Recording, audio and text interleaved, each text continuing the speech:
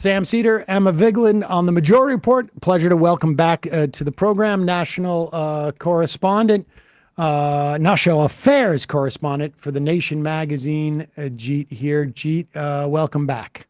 Oh, it's always great to be on. And I was just saying, we're going on a cruise together. We had done this last time. I guess it was a year. I don't know. It was in 2022, I think. Yeah. And we have a link where people can check it out, nationcruise.com/MR. But it was a fun time, and you bring your family this time. Yeah. I don't know. It's a really fun time. You meet a lot of great people. It's good. There might be piracy. Might be icebergs. I will say I will keep you out of the lifeboat, Sam. Thank you. I appreciate that. Yeah, women and children first, okay, buddy. You know what shocked me on that? I have to just say, and then we can go on to talk about some other stuff. But there's a basketball court. There was a full-on basketball court outside. Okay, but if you get motion sick, that would be my one fear. It's just too big for there to be any of that kind of thing. Yeah, really? No. It's actually like the boats go very slowly. It's very comfortable. Very little chance of Sam getting drunk and falling overboard, unfortunately. That's right. But, high chance of Sam getting drunk, but not the falling overboard part. Gotcha. No. They have safeguards for that that eventuality. That's right. They tie a rope on me after 6 p.m. I get a little clamp on my back, and that's it. All right, let's talk about this. This is a big deal. The South Africa head back to the ICJ, specifically in terms of Rafah. I mean, the International Court of Justice is deliberating on the question of whether Israel is guilty of perpetrating genocide. That is generally a long process. But what they can do is issue essentially what is a restraining order. It's a provisional measure, they call it. And this is the 4 elements that they have ordered Israel to take, or I should say measures Israel has ordered to take by the ICJ.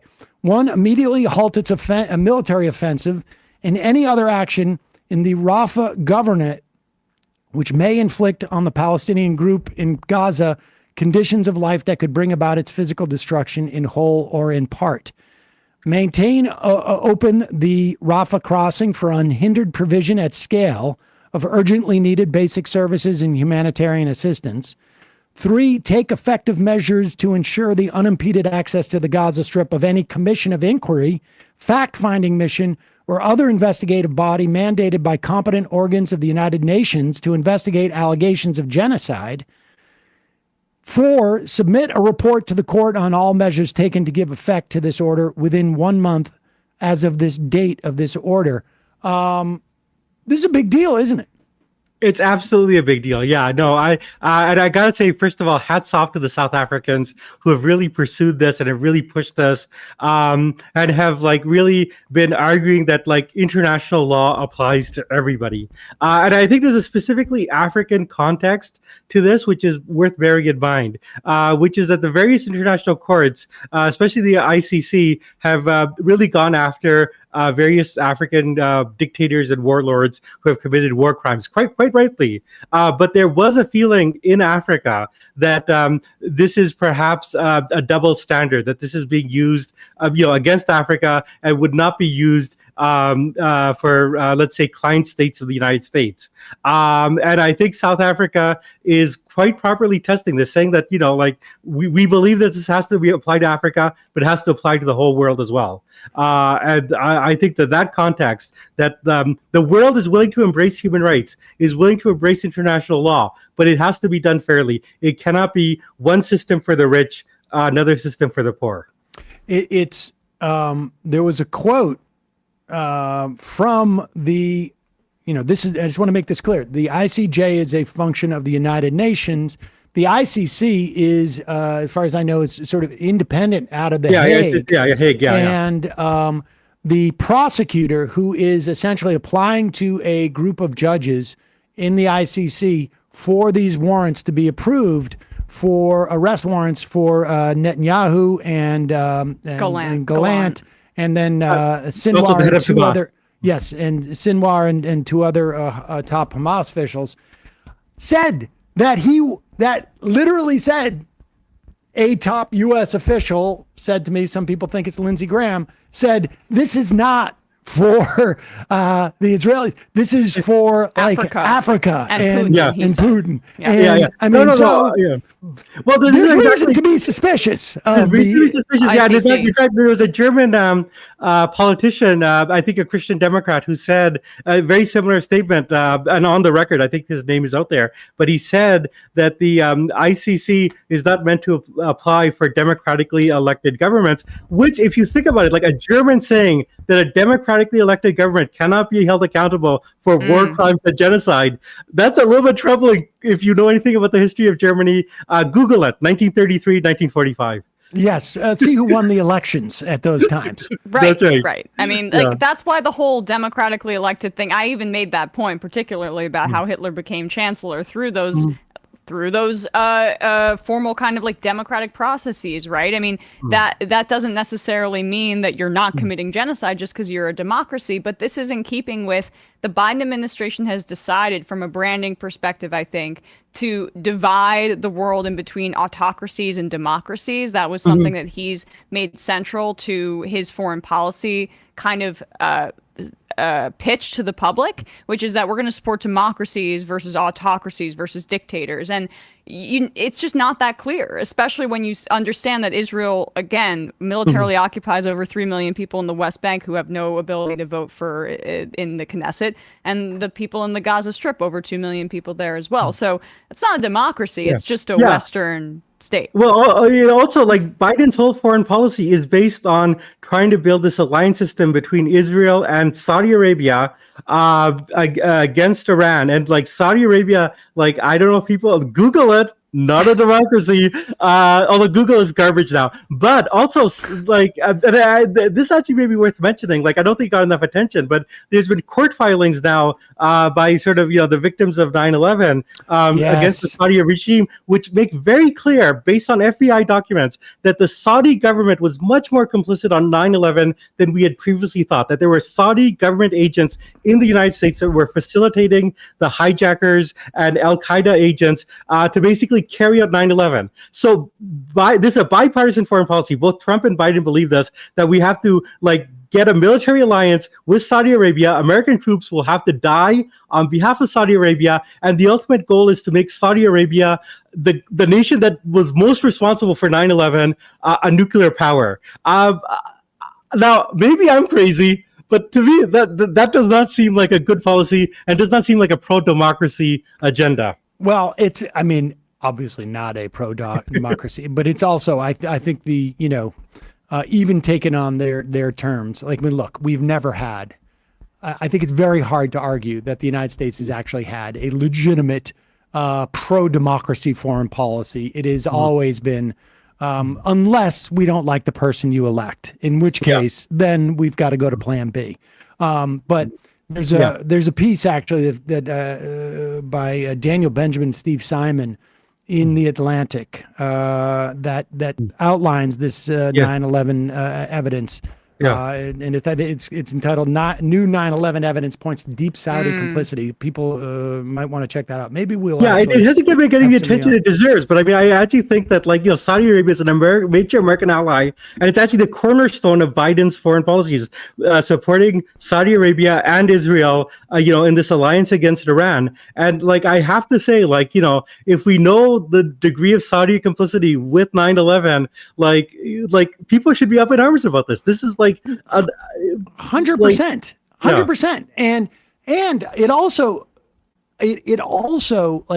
and I keep coming back to this now, I guess the mainstream thought, or I should say maybe even the center left thought on the Iran nuke deal that Biden never closed and never re-upped in the wake of Donald Trump getting out of it.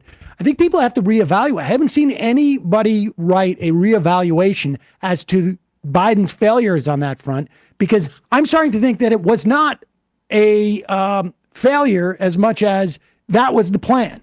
That this is one thing that we're giving to the Saudis essentially in pursuit of like sort of this access against Iran. This was one of the things on the table, and no one seems to have reassessed Biden's failure to re-up that nuke deal.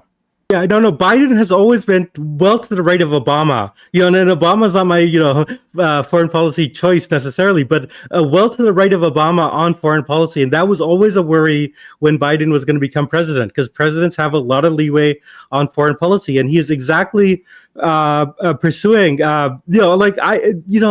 on the issue of like this Abraham Accords and making Saudi Arabia and Israel the bulwark of American foreign policy, that I don't see much difference between Trump and Biden. I'm sorry to say like this. Like I wish it were otherwise. The one person who is, I think, being more consistent on this is Bernie Sanders, who actually does make the democracy argument that Emma alluded to, but consistently, and says that well, if we're pro-democracy, we cannot, we have to apply it to our allies as well as our enemies. But yeah, that's what I to go back to the ICJ and ICC. Like it is the case that if the United States foreign policy is upholding international law, the rules-based international order, like is it consistent or is it not? And that is one of the central contradictions of Biden's foreign policy, and we're seeing it play out right now. Like Biden has been willing to sacrifice so much for Israel, sacrifice, potentially his own reelection, sacrifice, but also America's reputation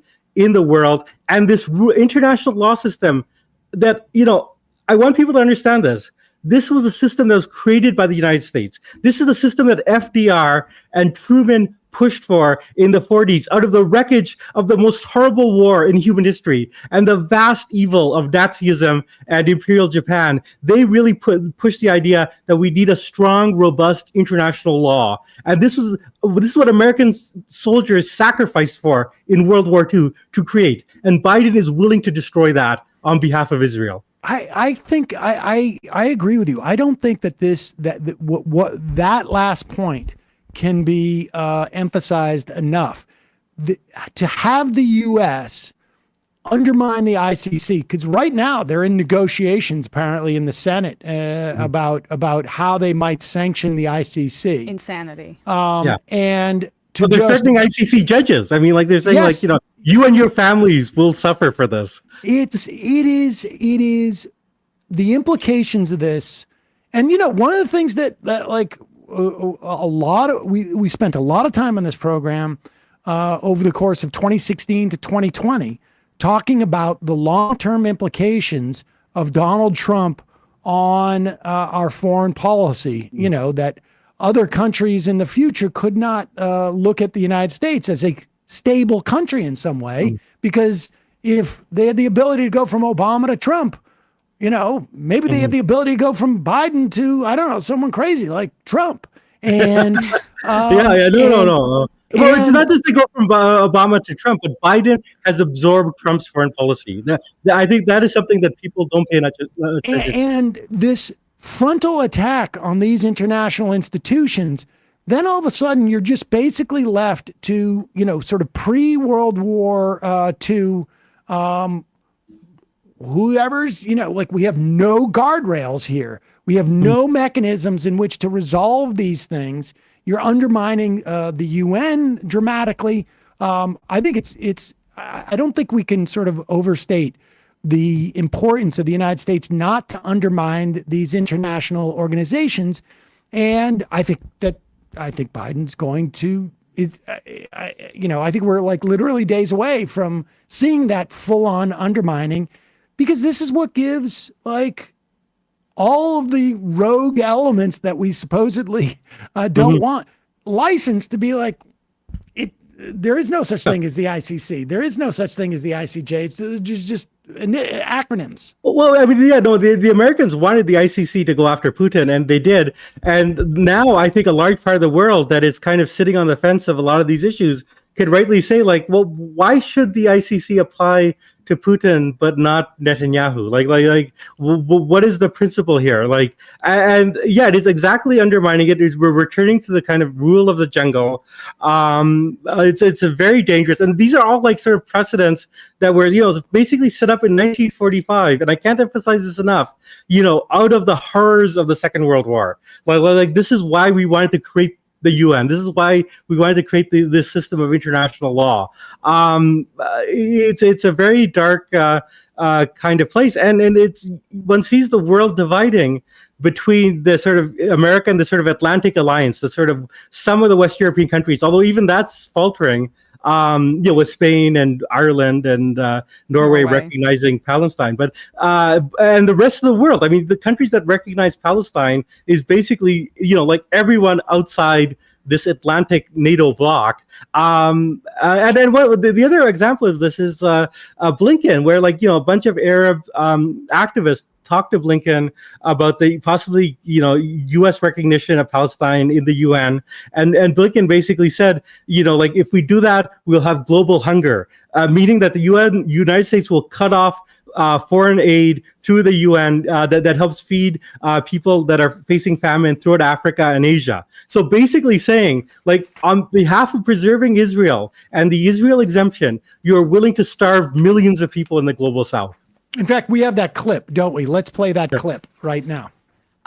It is incredible too. The clip on basically Blinken saying that thing about starvation. Yeah. This is I guess on breaking points. This was one of the Arab American leaders who met with Blinken here, and this is exactly what Jeet was alluding to. And so when the topic of statehood got brought up, we had asked for both a free and independent Palestine, a statehood, and a seat at the UN Security Council table. And the response was disappointing because it made the comparison to, first and foremost, that a vote for a Palestinian statehood from the US would lead to the defunding of the UN from the US being its primary funder. But then the example brought up was that it would be within the right of the UN to then cut programs like the World Food Program. And so the fact that the comparison was made that the world would have to go hungry just like the Gazans are, and the fact that it's US policy to starve the world if Palestinians have a free state, regardless of if that's the law or not, is indicative of something severely wrong. Yeah. So go ahead. Yeah, so Antony Blinken said, we have to oppose Palestinian statehood or else the World Food Program budget will be cut and people will starve around the world. Like, that's the Secretary of State's assessment that he's making to you guys in this meeting? The example was given that if the UN had to cut its funding, it would have to cut programs like the World Food Program. And that was the example shared, followed by the explanation that then the world would have to starve as the Gazans are. And so that is not the comparison you make to make an argument for why Palestinians should not have a free state.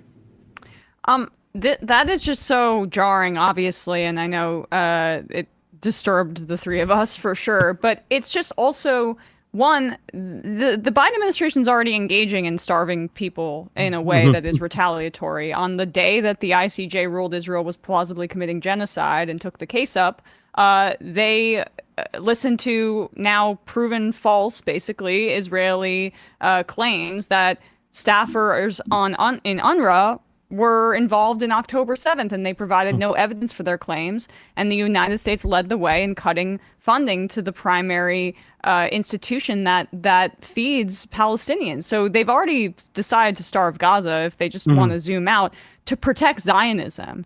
Then I guess they can do it. But it's still so sociopathic, because we played this clip yesterday of Ilan Pappé, who is one of the top Israeli new historians, basically saying that this is the beginning of the end of Zionism as a project. It's a long tunnel, but it's going to be a long process and a bloody one. But that the viability of this project is declining. So I guess, what's your view on them white knuckling it to preserve something that seems to be bleeding out?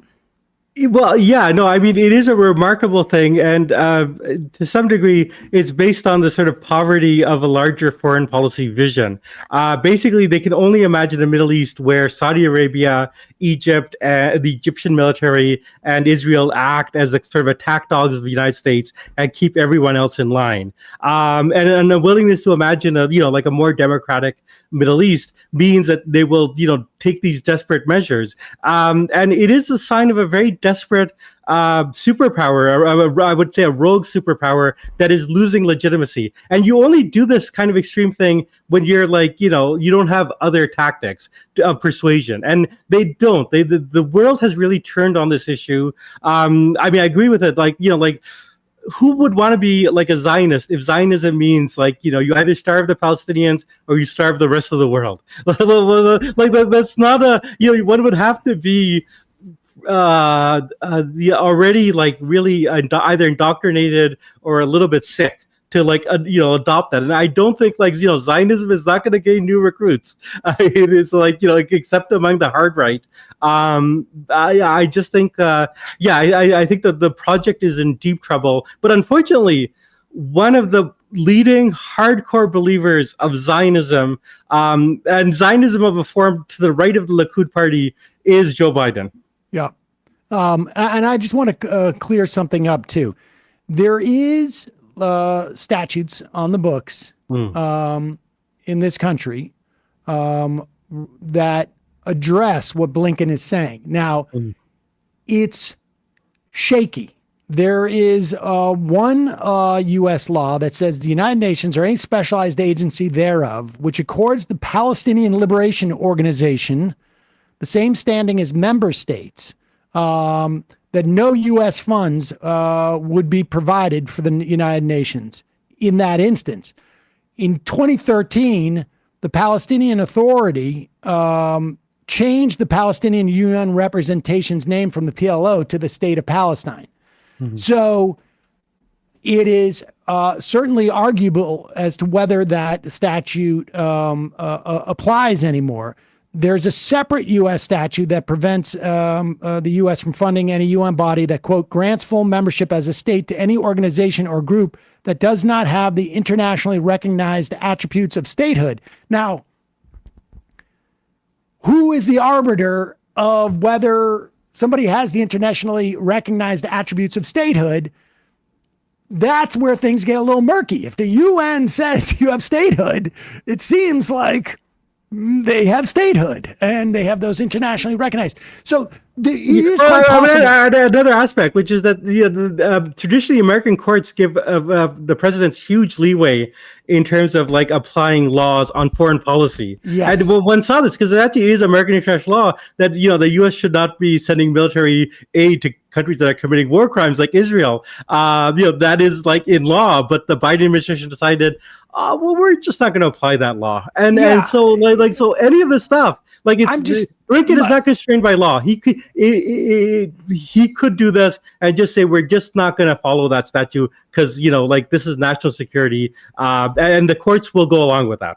That was largely my point. Is that there exists a statute, but we've seen this many times. Mm-hmm. Whether it was Nancy Pelosi going on television and saying we can't impeach Donald Trump because then you wouldn't be able to prosecute him after the fact. Like there is a lot of times you will hear administration officials, you hear lawmakers hide behind an interpretation of what a statute means rather than where it actually stands. It's proceduralism, like the sort of disguise of proceduralism to hide their actual policy preferences. Let's just play that clip just so that we have. This is the ICJ president, Nawaf Salam, at the International Court of Justice in The Hague. And maybe you can tell us about The Hague after we hear this, Jeet. The State of Israel shall, in conformity with its obligation under the Convention on the Prevention and Punishment of the Crime of Genocide, and in view of the worsening conditions of life faced by civilians in the Rafah government, A, by 13 votes to 2, immediately halt its military offensive and any other action in the Rafah governorate which may inflict on the Palestinian group in Gaza conditions of life that would bring about its physical destruction in whole or in part. In favor, President Salam, Judges Abraham, Yusuf. Okay, we don't need all that. It was 13-2 on this, basically this restraining order issued against Israel. What else? The Hague sounds familiar to me, Jeet. What else happened at the Hague? Well, yeah, I mean, it was a sort of the basis for the Nuremberg trials, wasn't it? Like this was like where, yes, but not just Nuremberg trial. Like subsequently, it's actually been quite robust in recent decades. As I mentioned, with various war criminals in Africa, like Charles Taylor, but also in the former Yugoslavia. Some of the horrific crimes committed by the Serbia, which amounted to genocide. I mean, people were actually tried and jailed for war crimes through this institution. It's a real thing. I just want to note there were two judges who voted against this. One was the Israeli judge, and the other was a Ugandan judge. And Uganda, at one point, was found to had committed atrocities under Idi Amin. Back in the day. And so Uganda has a weird relationship with these courts. I mean, to be honest. Yeah, no, absolutely. Yeah. And as I said, I mean, if you actually want to undermine the courts that have actually held real criminals responsible for real crimes and have jailed them, the best way is to create a double standard, because the countries all over the world, especially in the global south, will see a double standard. Quite rightly, they will not be wrong in saying that the U.S. wants these courts just to be used against their enemies and not against their allies and against themselves, honestly.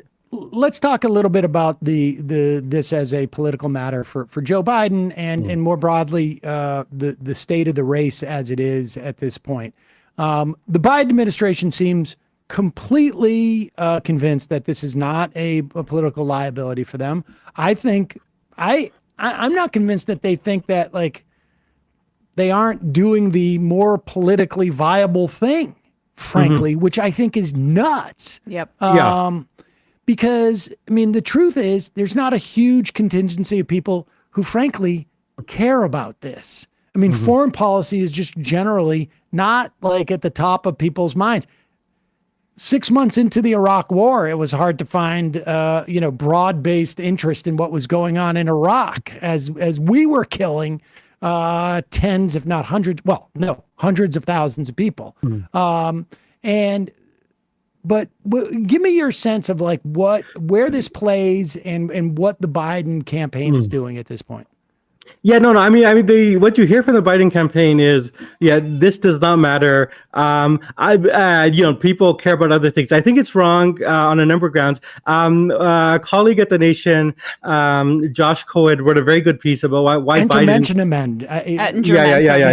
Who's a very great, very good sort of polling and analyst. He's like Nate Silver when Nate Silver was good. He basically, I mean, there's a couple of things at work here. One of which is, as long as foreign policy dominates the news, that's bad for Biden, because he should want the election to be about abortion. He should want the election to be about pharmacare, about anything other than foreign policy. Just because the Democrats themselves are very opposed to this. 75% of Democrats, supermajority, are opposed to what Israel is doing in Gaza. So you're alienating your own base by doing this. Now, whether people will, not vote or not, I mean, I think it's more on the sort of marginal voters who are alienated. But Biden only won 2020 by 45,000 votes in 3 states. It was very close then, and this time he's lagging. So I think it hurts him there. But also, and I can't emphasize this enough, Gaza, for many people, like especially young activists, but also young people of color, is not a foreign policy issue. It's a domestic policy issue because it's tied with like sort of racism in America. A lot of the people who are active now came out of Black Lives Matter, and they could not help but notice that many police forces all across America were trained by Israelis. Not that American police forces needed to learn to be more racist, but there is this kind of like deep connection between white supremacy in the United States and the sort of apartheid regime in Israel. I think that to me is the most compelling argument as to where it impacts this election, because put up this this graph about well, you could do this one. This is a reflection. Yeah, there's two of them, and they more or less say similar things. One is a sort of a subset of the other. But if you look at this, like, don't follow political news. You have Trump doing much better with those people who don't follow political news. And then it goes on in terms of like what kind of media you take in. YouTube, Trump is killing him. Cable news, Trump is killing him. Social media, it's more or less a wash. Digital websites, it starts becoming more Biden friendly. National news networks, Biden, and newspapers, much more Biden's crushing him. So what you have is, and that to me looks like college educated viewers, or readers of newspapers and whatnot. Now put up the Democratic one, and this is the one I think that is really sort of like. So that was NBC, and then this came out today. This came out Times. And the Times, and this is, if you look at this, like for people who never follow the news, Biden is doing the worst with Democratic leading voters. And the Biden campaign has this idea, and you read that Simon Rosenberg interview. I was going to mention it. Yeah. Their idea is that once people tune in to the election, and once people get educated, then they'll start to come around for Biden. But the problem is that those people who never follow the news, those people who, those are the people, the way those people get to the polls are by that cohort of people that you just mentioned. It is activists who get those people to the polls ultimately. And those activists in those communities are the people who basically, are the people responsible for engaging those people, because they don't follow, they're not going to watch the news more as they get closer to the presidential election. Yeah. And we actually have very good evidence from 2020 now that like Black Lives Matter, the George Floyd uprising helped Biden, that it got many people more, people who don't follow the news, more politically engaged, and got them in touch with activists. And that actually saved Biden from his own incompetence and the kind of like not very good campaign that he ran. And this time around, those Black Lives Matters activists are like involved with Gaza protests. And so Biden is trying to alienate the very people that saved him in 2020. I do not think this is a good policy. No. And unfortunately, they've created this kind of. You mentioned that New Yorker interview, which we should link to and everyone should read, because it's a top Biden strategy, advisor, big figure in this world. And like Isaac Choitner, as is his want, asks very basic good questions, and the guy falls apart and threatens to hang up several times because he cannot answer. That is one of the most bizarre. I've never met or interviewed Isaac Choitner, and I don't know if there's some like tone to his voice or some frequency that like drives the people that he's interviewing completely insane and makes them fall apart. But it is it's a magic power. He has the really voice. Is astonishing. And I don't know how people ever keep, everybody says this every time, almost like, I don't know, with 50% of the interviews that he comes out, everybody's like, why do people keep going and letting him interview them? The last one that came out was a Gaza surgeon, I think. Yeah. No, Isaac does also do interviews with like people who are doing good work, and those are also very informative interviews. But the best ones are these train wrecks where someone who's like in a position of authority basically falls apart. And yeah, I have to say, because I don't know if you watch Dune or not, but he has the sort of witching voice that you only get from Bene Gesserit training. Yeah, and now we should also say the strategy seems to be, and I just read a piece, I don't know what it was, in one of the like Politico types, or maybe it was Axios or something like that, where the Biden administration is waiting, or the Biden campaign is waiting for the trial to be over, this criminal trial. I think they feel like there's nothing else really going to develop that is going to certainly not require Trump to be there. And they're going to start to focus on Trump. And I think that's why they're doing the debate in June. As a way to make sure that Trump gets out there. So they want to make it a referendum on Trump, which is, it's an idea. It's not a bad idea. But is stuff like that inhibiting, let's say, Dick Durbin? Because I just want to turn to this. Dick Durbin from doing something about Sam Alito. Like, I understand, okay, and you wrote a piece, they can impeach Alito, and they can impeach Clarence Thomas. Now, I don't know if that would happen, but to hold the hearings, to highlight one of the primary reasons why you would want not to have Donald Trump be president, that seems to me like a good idea. I don't know. I mean, I'd like to hear more of your theories because I have no idea what they're doing. This is Laura. She's homesick today.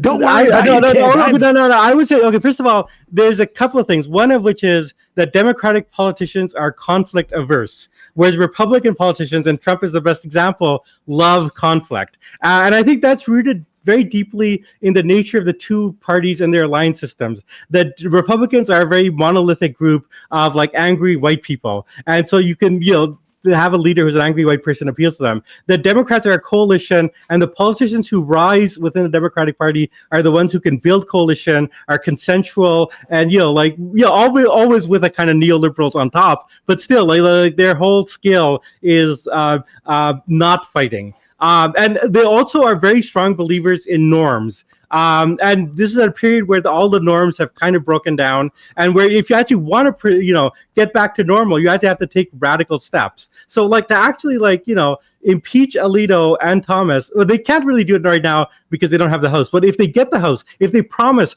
once we get the House, you give us a House majority, we will impeach them. And in impeachment, you just need 50%, right?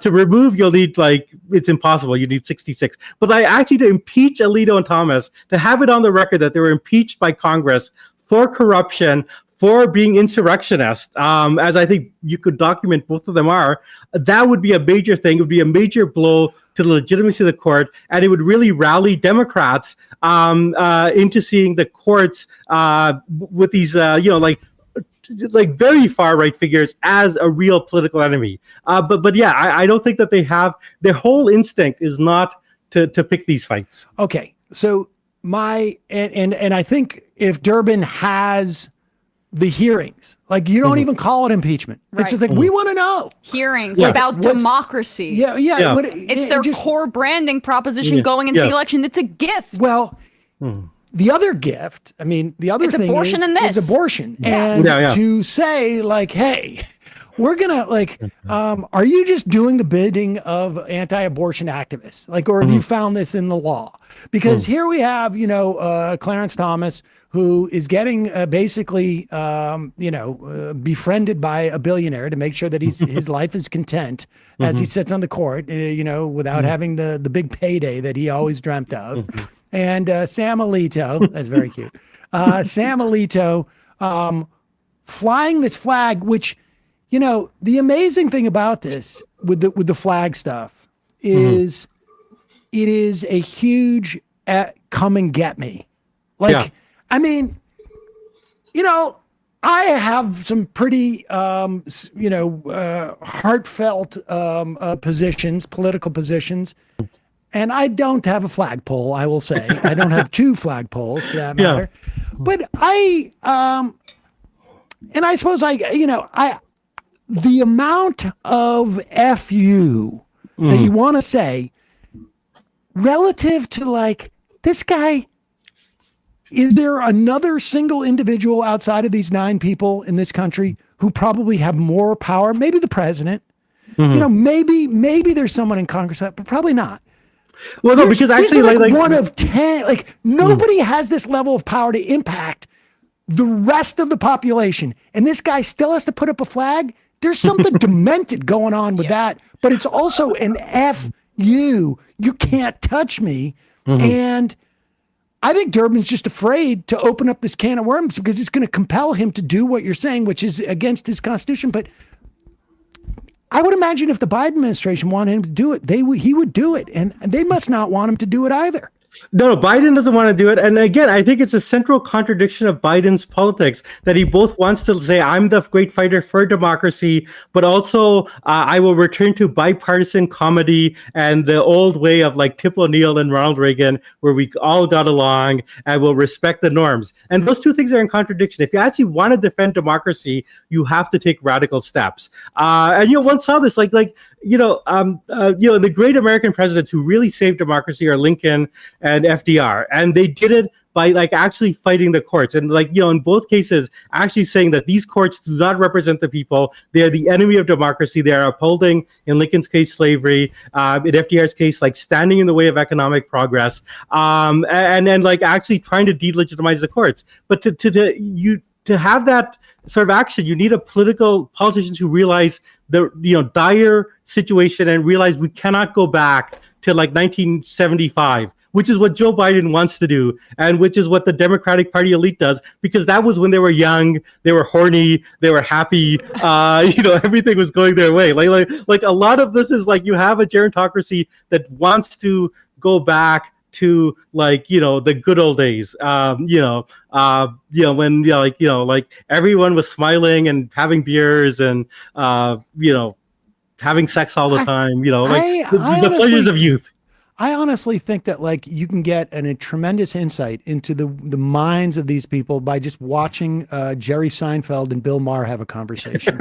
Yeah, no. I mean, honestly, they have this exact same sort of politics, vaguely neoliberal, but with some total disregard for any type of changes that have taken place, and all their references are from All in the Family. No, absolutely. Yeah. The kids today, you can't make Seinfeld today. So which is that's right. It would have to be more cutting, be a little bit more cutting and satirical, and and maybe have a female character, more and than some people of color. Exactly. Yeah. You can't portray New York as exclusively white anymore on TV. It's really a shame. Well, Jeet here, always a pleasure. And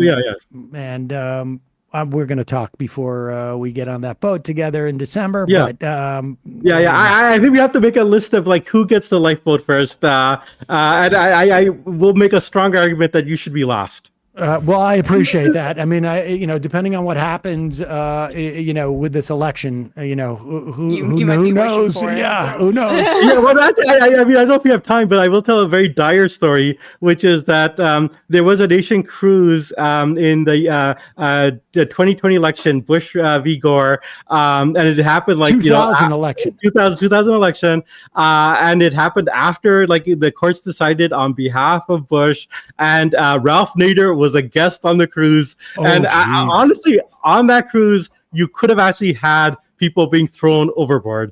It didn't happen, but it namely Ralph. Yes, namely Ralph. Yeah. Oh wow. Yeah. There's been some there's a history of, you've got a lot of very opinionated people, and I'm not talking about the people who are giving the sort of talks in the interview. I'll end up interviewing probably one or two the folks there, but everyone there is very well read and highly opinionated. It would be like getting the audience of this this show together on a boat to argue it out for 10 days in the sunny Caribbean. It'll be a great adventure. Exactly. Thank you for sucking up to our audience too. That's how you can ensure another guest appearance sometime very soon. Jeet, thanks so much for your time today. Always a pleasure. Hey, folks, don't forget to hit the subscribe button and check out our daily show. We do it every day at 12 p.m. Eastern for about 2.5 hours. We even take phone calls. You should check that out.